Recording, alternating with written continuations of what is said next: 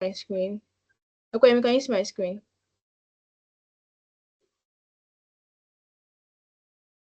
Pastor, can you see my screen? Bukumi, can you see my screen? Hello? Okay, Bukumi, you can see my screen. Basit, can you? Okay. Bukumi. Oh, good. I'm not gonna click on my Netflix. So, first, what do you understand by storage? It means storing something. You can in your houses you have things like cupboards, wardrobes where you keep your clothes, your files, your documents. Then you can store something like documents in. If you go to organizations, organizations used to have file like cabinets where they store their files, but all those ones are in the olden days. Currently, you can have a database storage, or you can have like a server storage that is on-prem physical server storage, or internal storage that is your computer, that is your hard drive and your SSD, or then storage in the cloud. For today, we're going to be focusing on storage in the cloud, particularly AWS. Please, if I'm moving too fast, let me know. And if you have any question, please feel free to unmute your mic. Thank you. So in AWS, we have three major, no more than three, but we're going to be focusing on three. The AWS S3. Let me just go there for you people. This is S3. Then we have S3 Glacier. S3 Glacier is like an archive storage where you can store long time files or objects that you don't need you don't want to you don't need to access it frequently. So it is more I think let me say should I say it is more cheaper, but you can store your files or your objects in archive, whether it's like data you don't need access to frequently. We have other ones like intelligence, S3 intelligence, S3. I'm coming. I wrote this down.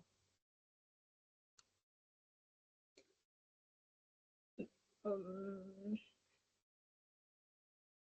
hey, S3 intelligent time, S3 standard IA, S3 one zone IA, and S3 standard.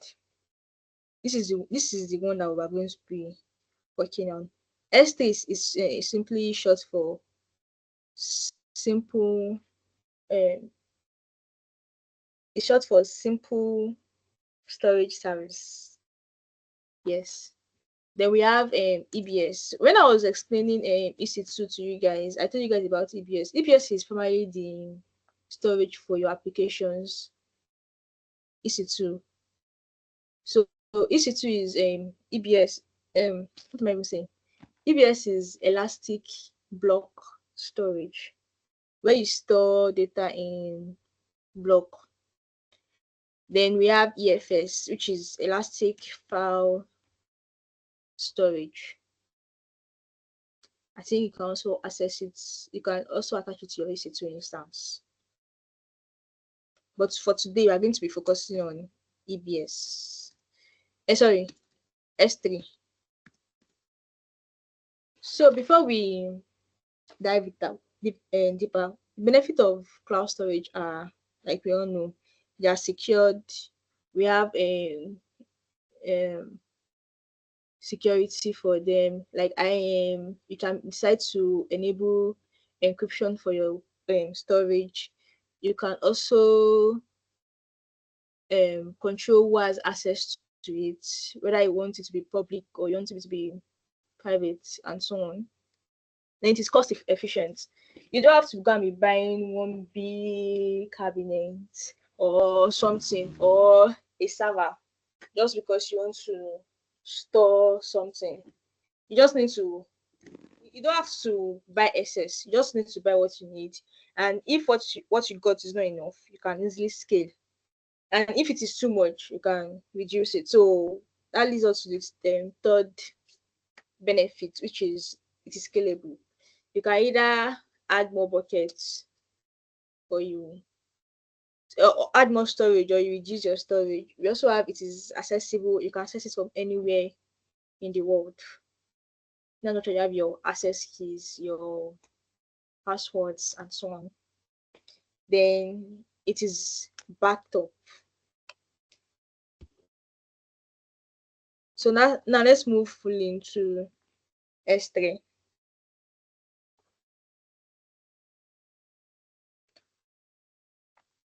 So the key concepts in Amazon S3 are the buckets. So when you want to create a storage in S3, you create a bucket. Every object in S3 is stored in the buckets, and you upload files and folders into the buckets. So you can imagine a physical bucket where you can store things inside. That is the same thing with your S3 buckets, or in a virtual sense.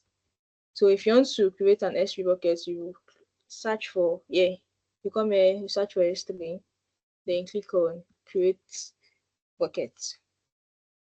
Then you decide what you want to use your storage to do, whether it is general purpose or it is. Another thing is for you to notice that S3 is region based. So you have to be careful of the region you're selecting. And don't forget, like I said in the last class, that if you deploy a resource in one region, sometimes you might not have access to it in another region. So for example, if you deploy something and you're sure you deployed it, and then you log back in and you cannot find that particular thing, please confirm that you are in the same region where you deployed that resource. Then another key concept to note is objects. Objects are what are going to be storing in your bucket. For example, we can decide to upload a file in the S3 bucket. We can decide to upload a picture or whatsoever in the bucket. Then we also have keys, which are unique identifiers for every bucket.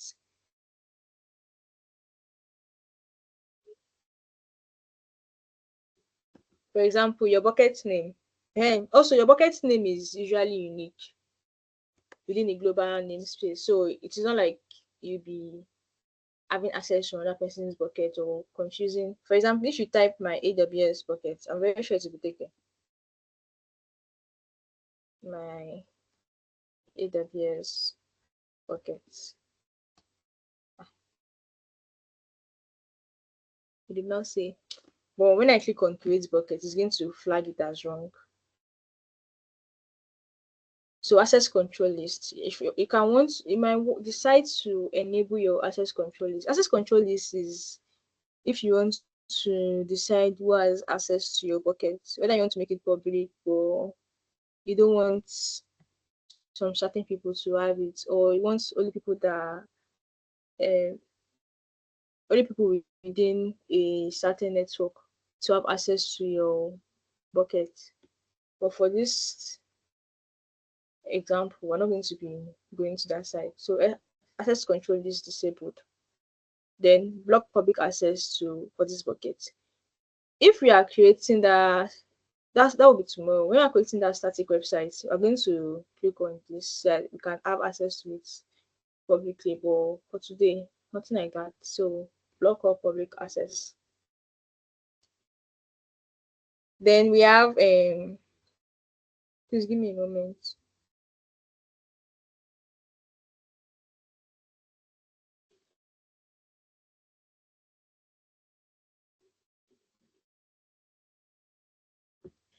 So we have bucket versioning.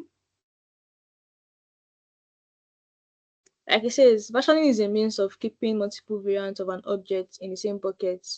You can use versioning to preserve, retrieve, and restore every version of objects stored in your Amazon S3 buckets. So, for example, If you enable versioning, when you delete it, you can still retrieve it and restore it.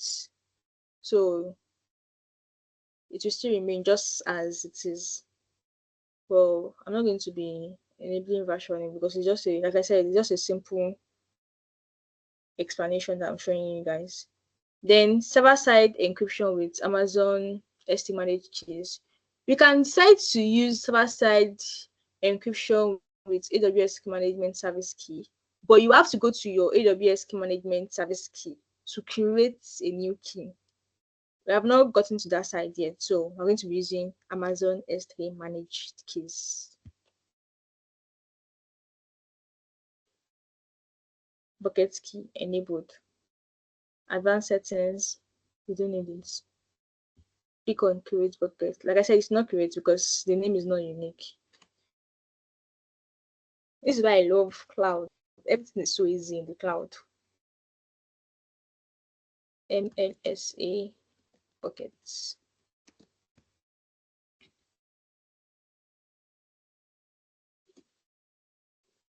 That is it. We have created our bucket. So to upload in the bucket, you click on the bucket name. Here you see upload.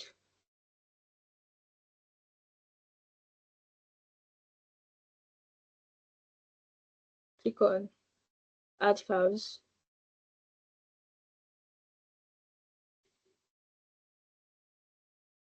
You can set permission.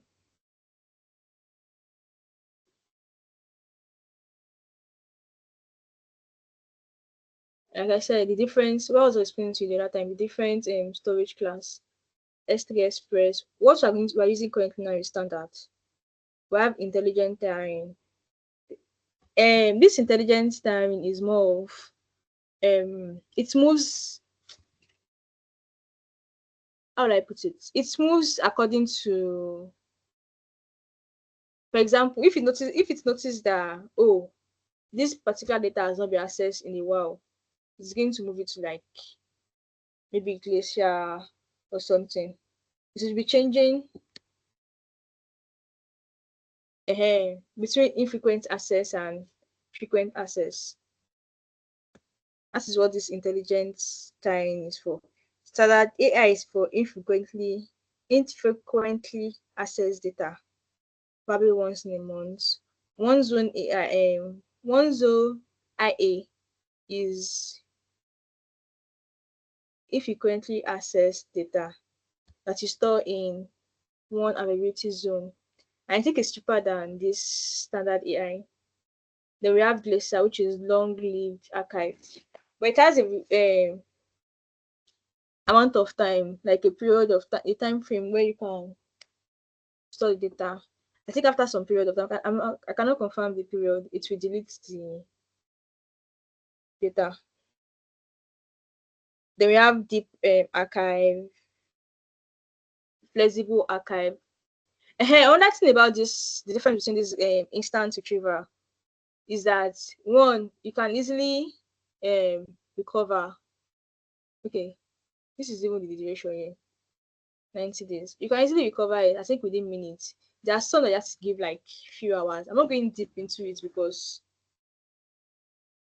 probably only if you're preparing for your, if you're preparing for your smart professional exam, you need to know it. But for now, let's not confuse ourselves.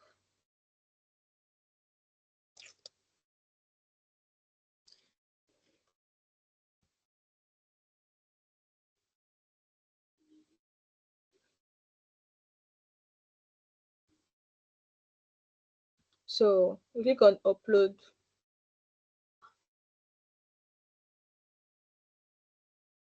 Network error. Listen to it. Let me retry.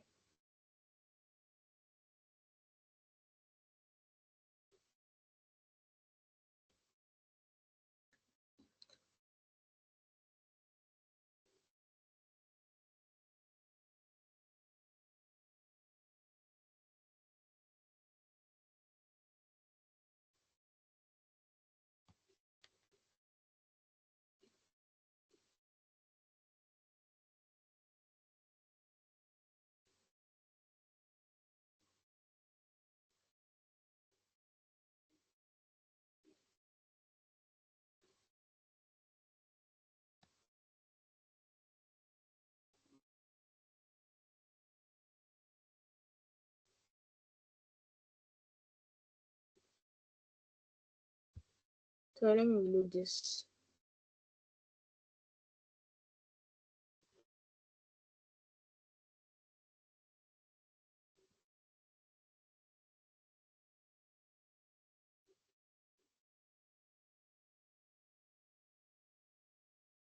Okay, so that is it. When you upload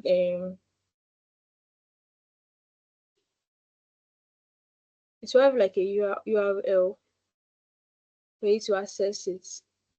But if I paste this URL here, because it is not accessible to the public,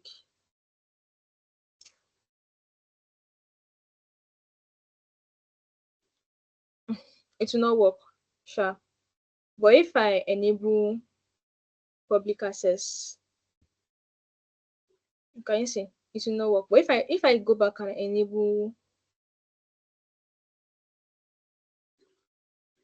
access denied, but if I go back and enable public access, let's try it.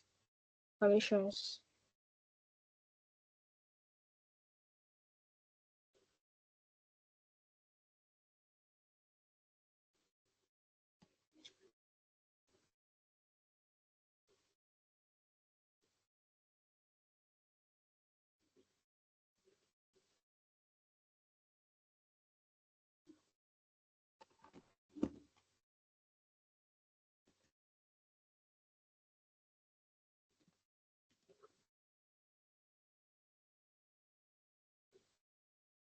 So if I go back to the buckets, to the objects, and try to access it,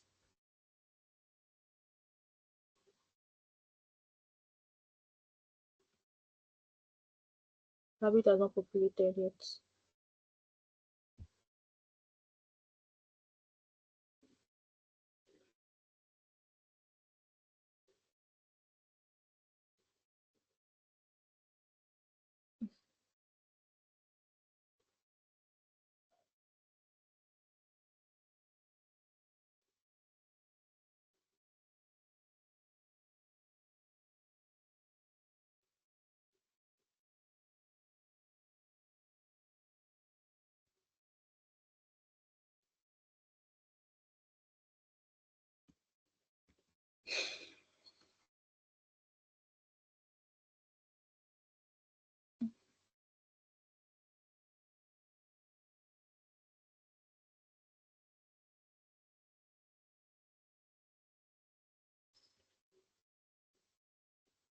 Mm, mm. Ah, Mario,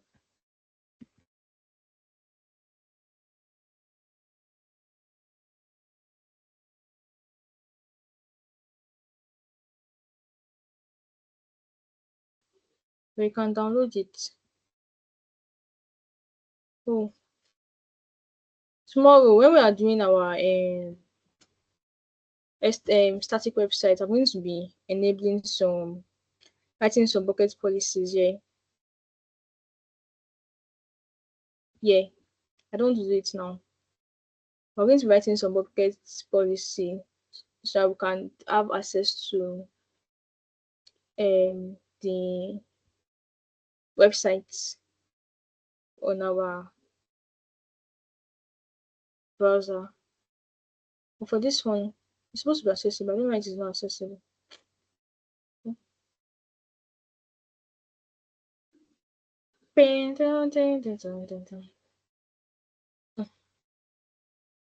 Okay. How it is not accessible because I did not do something well. That is it, Sha.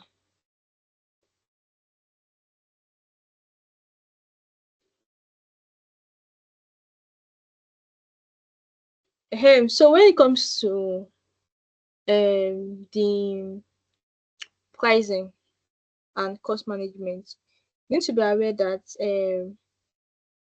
AWS will charge you for storage based on the amount of data you store per GB. For example, this one is in 1.6 kilobytes. So they charge you per gigabyte And they also charge you for amount of data you transfer out of S3.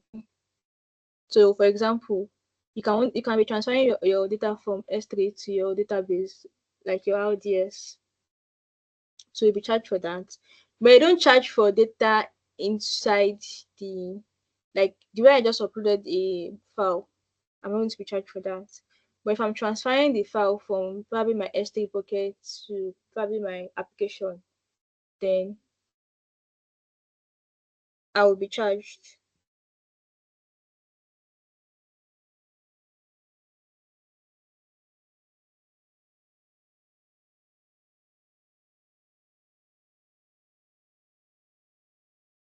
I'll be charged. They also charge for requests like your get, your put, and your list operations.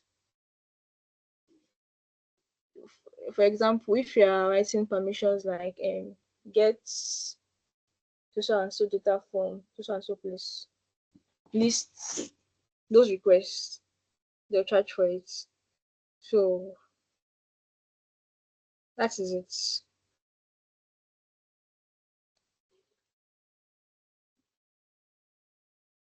Then I also want to touch on EBS further. I just give you guys a brief um thing about it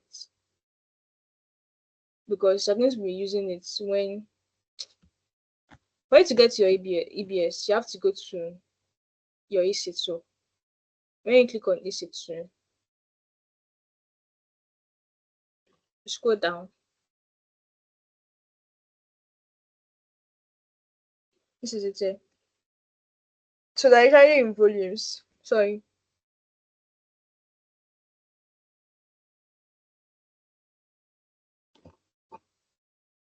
They're usually in volumes. And like I said, EBS is the primary storage for your EC2. So anytime you are creating your EC2 instance, you are most likely it is going to create an EBS. You see a place where it asks you to create a EBS volume. At the same time, if you delete your EC2 instance, you can save snapshot of your EC2 instance in your EBS, and from there you can easily, like if you want to recreate the same instance that you created before, you can use this. So your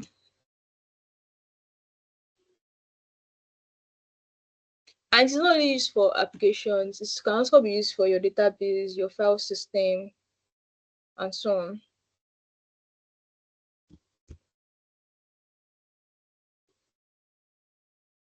And it's easy to create too. Everything in AWS is easy.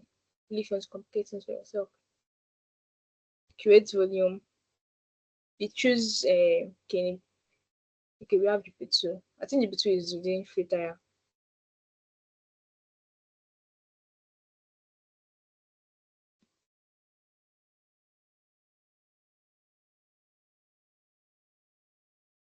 And that is it. You create a volume. Later I'll be going to into encryption properly, but for now, let's not complicate things. And if I click on this create volume, that is it. It's just easy. It is when you now start having to like join different services together. That's when it is going to get complicated. I also want to go through this. So yeah, we have different volume type. We have the general purpose volume type, which you can use for like general applications, your build to volume, your development, and for your test environment. So for example, so if you are if you are doing projects, just stick with GP3 or GP2 for now. That's the ones that even me I'm very familiar with. Then we have the provision IOPs SSD. This one is more like used for intensive applications like database and critical business applications. So when you're working in big organizations, and you have critical business applications so on, you can use this provision, IOPS, and this one. And note they are going to be more expensive than this general purpose. They will have the throughput optimized HDD. These are used for like data warehouse where you have larger workloads and log processing. So if you have a very big organization, you have very large customer base, this is what you're going to be using. Then we have the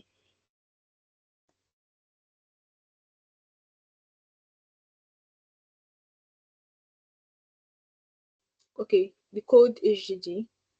This one is used for infrequent access workloads that I don't need to access frequently. So just like the way S3 bucket has glacier. Yes, that's the same way this one has code HDD. Then the snapshots, if you decide to like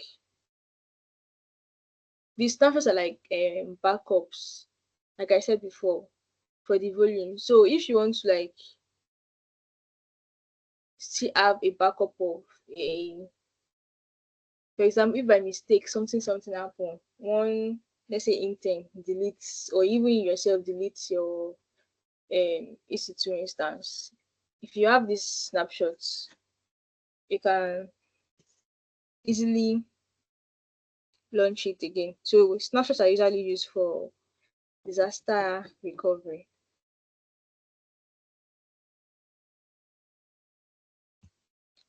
So the first can you please still hear me? Mo kàn ń sọ̀rọ̀ lọ ni. Ah, ó ga o.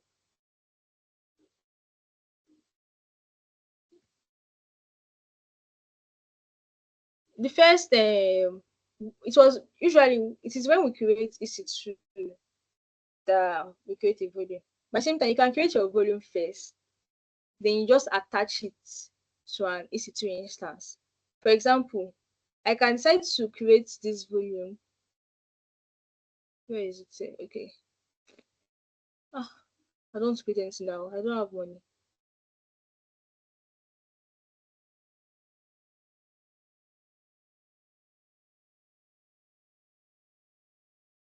Mm-hmm. This is it here. So when you come to your EC2 instance, launch instance. So yeah, where is it? Storage. Add new volume. You can hmm,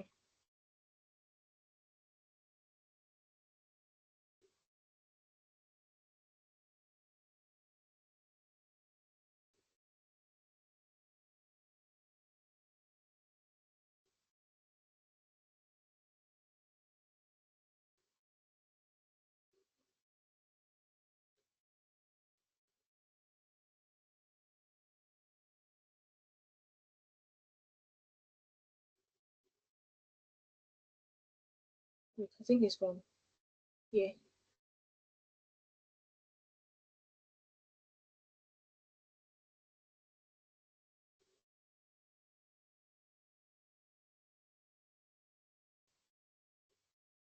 Mm-hmm. You can attach your volume to your instance. That is after you create your instance ID. So you can attach your volume to your instance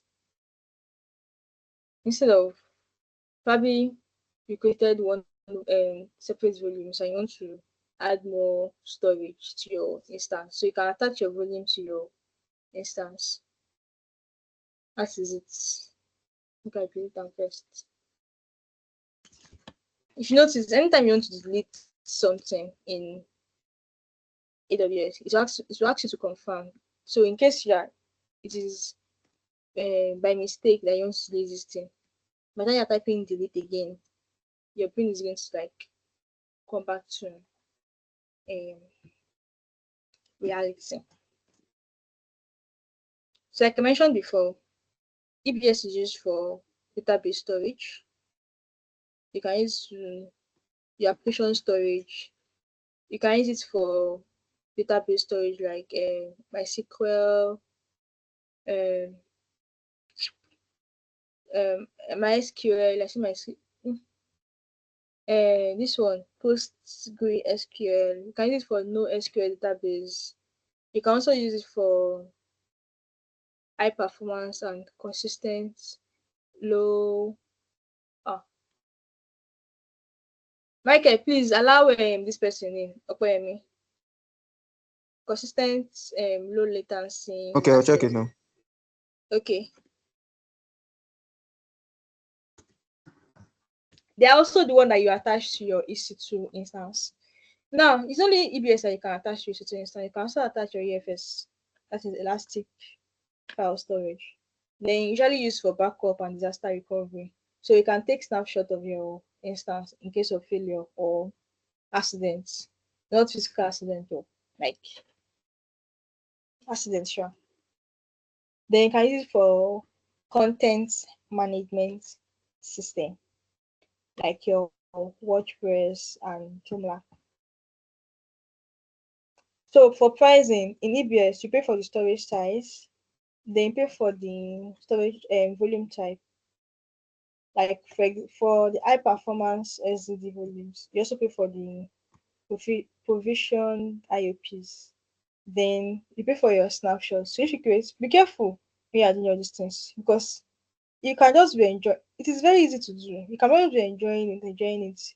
At the end of the month, you just see AWS will give you calculate your bill. If you have a good card that is attached to it, they will swipe the card. But people are rich kids, so there's no problem. Then you pay for data transfer between regions and out of regions. So if you're transferring your data from one region, maybe we should even do something like that kind of project. So you can transfer your data from one region to another region, then you will be charged. The last storage is the EFS, the elastic file storage.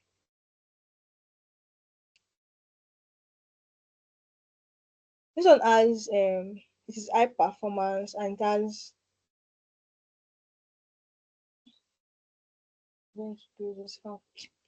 okay. It is high performance and it has a different wide range of use cases. You can use it for web serving, like web servers, to store assets. You can use it to store your image, your videos, and everything that you need for your web. That's why you can attach it to EC2 instance. So, for example, if you're launching your website on EC2, you can attach this and everything that's supposed to be on your web, like your web page components, it can be stored there and you can be able to access it from your server, that is your EC2 instance. It's also used for big data analytics and container storage. I'm not going to be going towards container service because I'm not going to go there. You guys know container service like Kubernetes now, EKS and Elastic Kubernetes Service, AWS and EC2. Sorry, ECS. We have Elastic Container Service. EKS is Elastic Kubernetes Service. It's also used for EFS is also used for machine learning and AI. So you can want to like get creative and explore. Please always feel free to explore. Go deep. The more you like the more you explore, the better you learn and the best for you. So when you're having like an interview or something, you will just like tell them that you know your stuff, you know it very well, and nobody can deny you.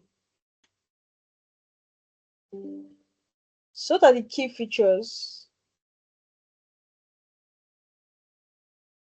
I don't want to open this thing. Let me just open it.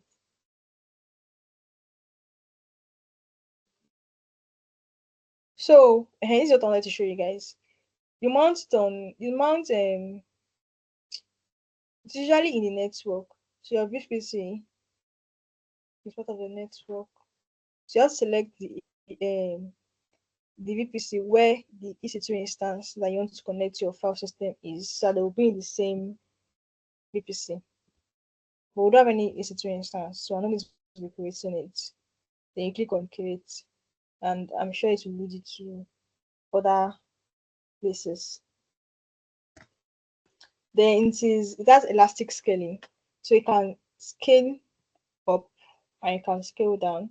You can also set it that, oh, when it's at this threshold, though, please increase. When it's at so and so threshold, they call it IOPs, like input and output operations per second. Please reduce. Then it is highly durable and available.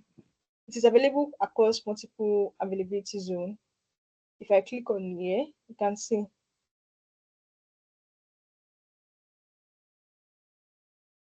availability zones, and regions. So I have it in US, Asia, Canada, Europe. I don't know why this one is disabled for me. Okay, it is my account. And like I said, when you deploy something in one region, be careful, because if you deploy it in one region, you might just end up looking for it in another region. So security, you can also enable encryption key for it. We have the AWS KMS. Fine issue.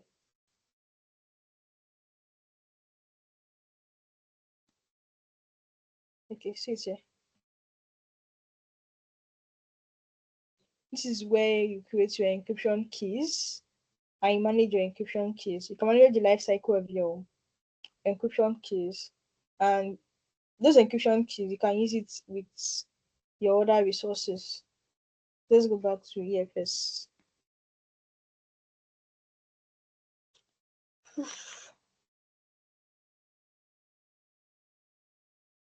So like EBS and EFS, EBS and S3, it also has different classes. We have the standard storage class, which you use for your frequently accessed files, like your data that is regularly read or written. Then we have IA, infrequent access storage class, files that you don't need access to like that, but you also need, like when you need it, you need quick access to it. And you have automatic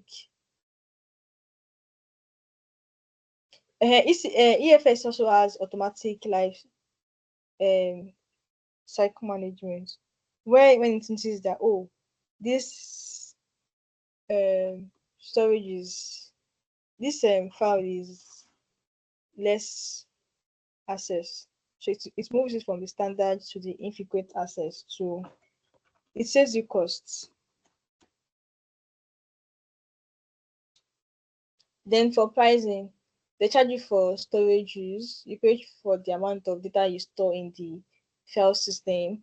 You also pay for example, the standard access storage is more expensive than the infrequent access storage. They also pay for data transfer, whether outside of a region or within outside of AWS or within AWS. They also get charged for provision throughput.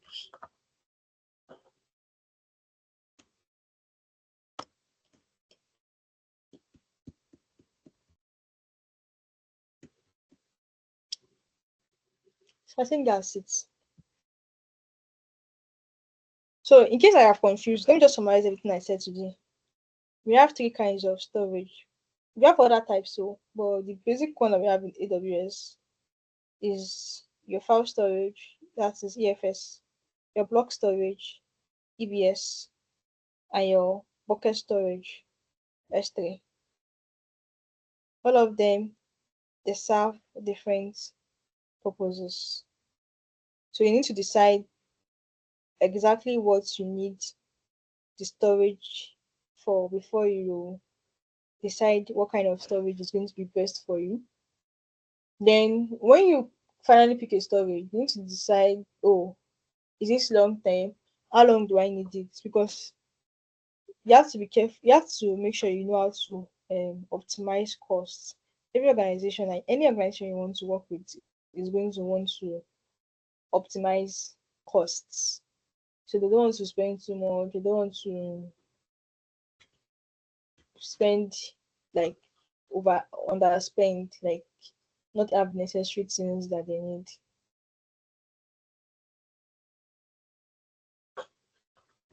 Those are the three. I will have.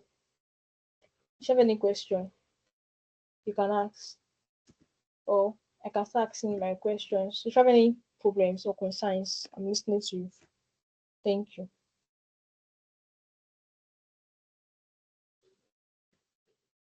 If you start talking before I start calling names. Tomorrow we're going to look at using S3 to launch our static website. You guys know the difference between static website and they call it responsive website or dynamic websites.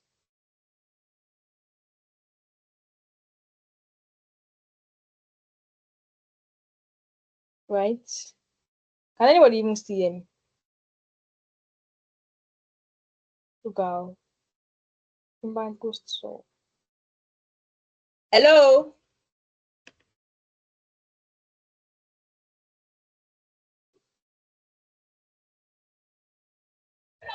Yeah, I can hear you. Lanka, thank you. So if you have any question, Bukumi, Okoyemi, Basit has gone. You should stop giving me thumbs up. It's time for you guys to talk.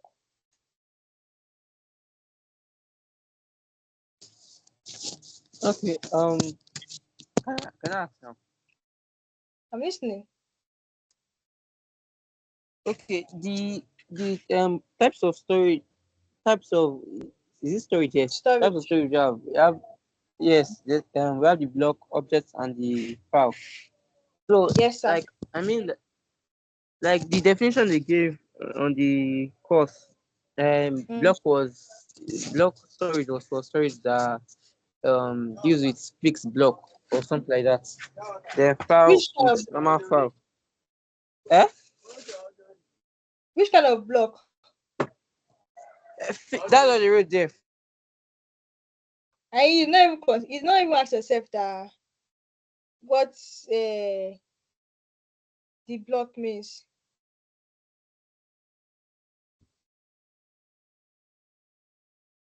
Eh? Okoyemi.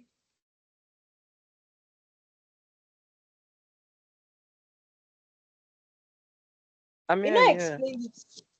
I explained it before that it, it is more like no, I said a lot of things. It is more like your HDD.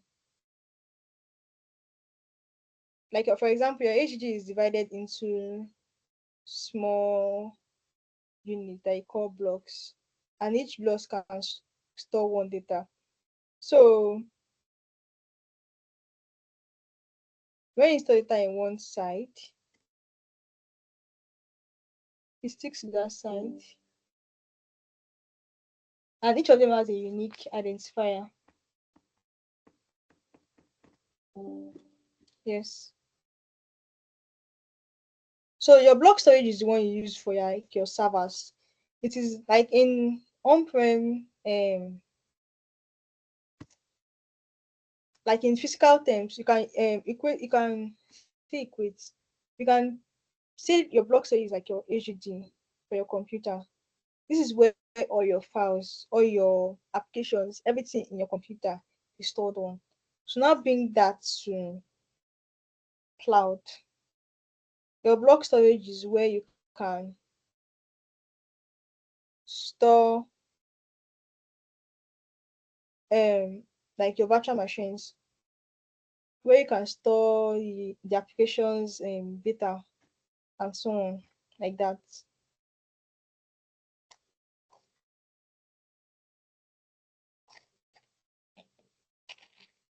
Do you understand? Am I still confusing?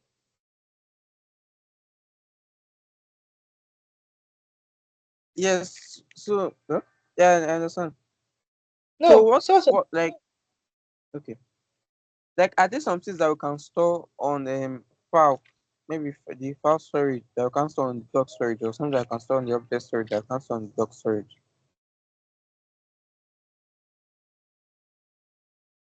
Sorry, I did not get you clearly. Are there some things we can?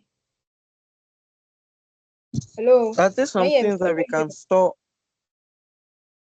Are you hearing me? Hello, okay, I can hear you now. Yeah, I said, are there some things that we can store on the blocks on the object storage that we can store on the block storage, or that we can store on the file storage that we can store on the block storage? Since we say block storage is just like bits, like free Okay, like our HDD stuff. Yeah, I know that. yes. I Like think I you can said, store almost anything. it depends on what you are using it for. How do I put it? For example, your block storage is usually where you store your database. Where is my Kindle movie? And your virtual machines files, and that is where what your database is going to be running on, or your application is going to be running on. Probably to, how would I put it? Hold on, I'm coming. I'm trying to. So for X3, you can decide to store files, pictures, images on your S3. Your S3 is more like, let's say, like a cabinet where you store data and so on.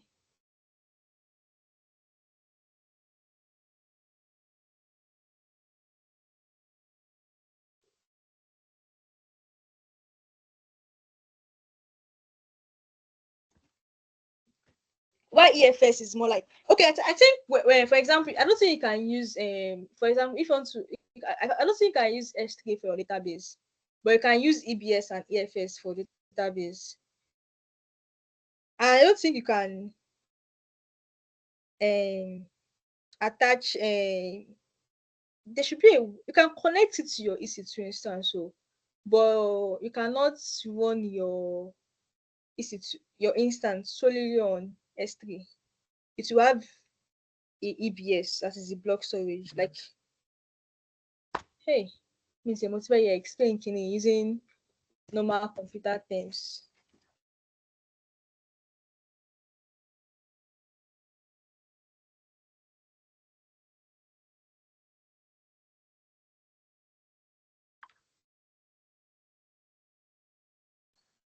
Sorry. So, what you're trying to explain is that it is not Mm. about it's not about the type of file we're trying to store, but It is like the the use use case. cases, which of them Exactly. that okay, I Exactly. get you. Yes, thank you. I So get it you. is more of the use case, not the type, what you are storing. Because for example,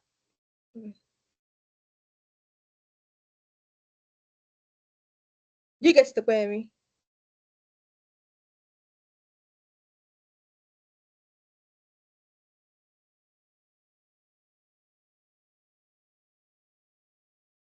Me. Yes, Do you yes, still yes. understand me? Thank you. So let me Yeah, I put do. it like this.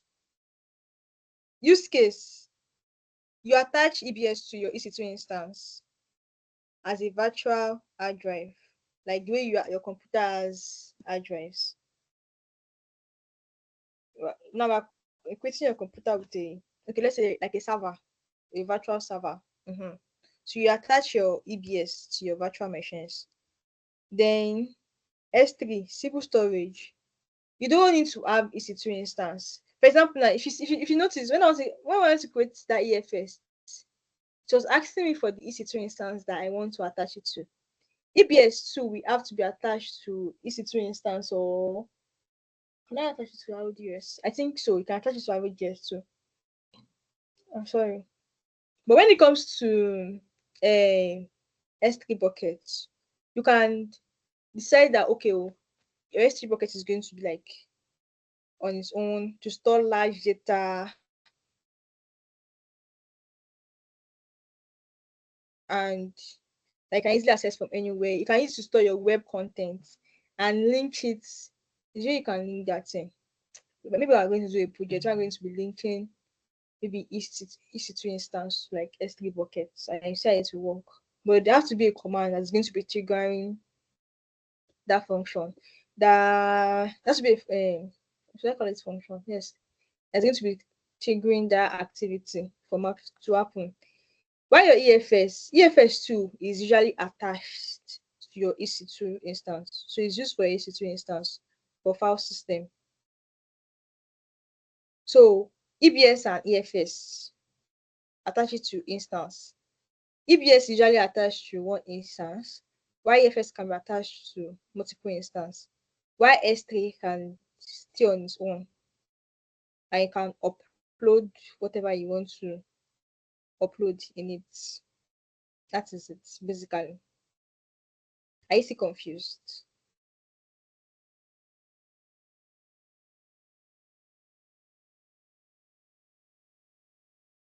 Um, like okay, what's the use of attaching distance to EC2 instance? I thought this is EC2 is for yeah When for once like you're creating website. your once you're creating you're going to be storing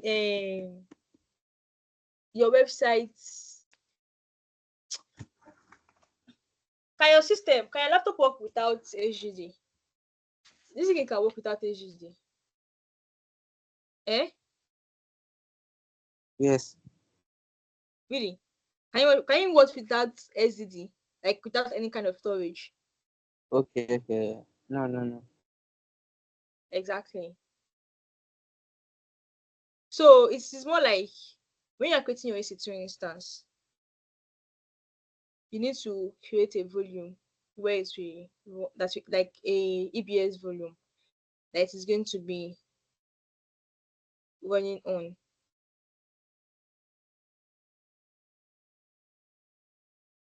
To increase the to for performance sake and so on like that. So for example, when people start accessing your data like in large volume, it is your EBS that is going to be there suffering it. That's when you might need to like increase the volume size. Then you can also use it for backup and recovery. Like when I was explaining the snapshots. So if you probably like something happened, then your EC2 instance got corrupted or something shall happen, one thing or the other shall happen, you don't know.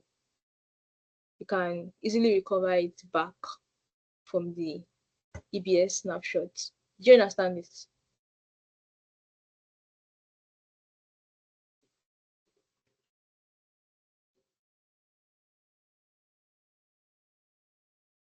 Yes, Do you I do. I understand it? do. Thank you. Yes. Thank you. Have you finished your course? The two of you that are still here on this call with me. Mhm. Yeah. Let's finish my listening. Were you able to do the static websites? Is it the previous one, the first one you gave us? At the end of that course, you are supposed to do the project, which is to launch a static website. Oh yeah. Okay. Yes. The demo version on the app. Yes, I did that. Okay, that is it. Hey, I want to That's say using something again. EC2, right? Using S3 bucket, oh no,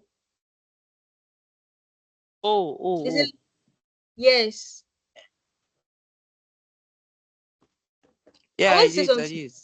All these projects you guys are doing and the small badges you're collecting, start working on your CV. You just be surprised that you think what you have done is small, but somebody might just decide to give you opportunity and decide to train you, and that's how you get the job. So start using the reason why I know the project might be too much because even myself, I've not even had time to like I was supposed to be sending you guys guides on each of the projects, but work won't kill me. So what am I saying? What I'm saying is that your projects, even if I don't send you guys guide, get creative, go to YouTube, ask ChatGPT, research. Somebody would have done something on what you're trying to do before. And you can get creative. If I say create a simple website, a static website on Kini, you can think of other use cases for the S3 bucket and do something with it. And learn to showcase your work. You can showcase it on LinkedIn. Like people, let me say, a lot of people like from grass to grace stories. Like when they say, okay, this is where this person started from, and I'm following up with your stories and so on. You can easily, they'll be attracted to you, and you don't know. Like I said, like 50% of jobs, they don't post it on LinkedIn or Kini. Sometimes you just say, so we found another person for this role, or this role is no longer needed. So post it. People can come to your DM and say, oh, I want us to work on a project together, blah blah blah. Do it. Even if it's with your peers, like the people on this MLSA bootcamp, talk together. You guys can do projects together. Just do something. And for example, now me, I'm just trying to go back to. I don't know whether I mentioned to you guys that what I'm currently doing is cybersecurity engineering. But it's just that I have exams to prepare for. This is why I'm going back to cloud computing. And at the end of the day, I still want to come back to cloud. Or maybe cloud assessor or cloud data manager. Well, it's cloud I want to do. I'm talking too much already. But please and please and please, I'm begging you people, put yourself. Nobody's going to help you if you don't help yourself. Your project, this in fact, this AWS, I don't know, did any of you post the Kini on LinkedIn? Your badge, post it. If I show you my friend's CV, she has not done any certification like that you pay for, but you saw these small badges. In fact, she is more than me. She collects more money more than me. I don't want to go deep. I know it's not about money, it's about passion. I get deeper if we don't need the money, but it's more about passion for you guys. I get it, but at the same time, you guys need to put yourself out there. Put your put yourself out there. Post, share your story, start building your portfolio. It's not too early. In fact, it's not too early. Anything, in fact, anything you know how to do, you put it in there. Put Ajasa to it. You can create an imaginary organization. When I was doing my project, we create an imaginary organization, look for a problem an organization is possibly facing, and try to solve. That is what your project is going to be based on. Something like that. You have to solve an issue for an imaginary organization. Nobody's going to ask that, where is this organization based? What they want to know is that, oh, this was the problem, this was a solution, and your solution worked. Simple as ABC. Like I said, life is soft, everything is soft. And let me stop saying nonsense. Please, Michael, end the recording. Let us end this call. If I continue saying my nonsense. Okay, and who just joined? Basit. Welcome back. Me, I'm done.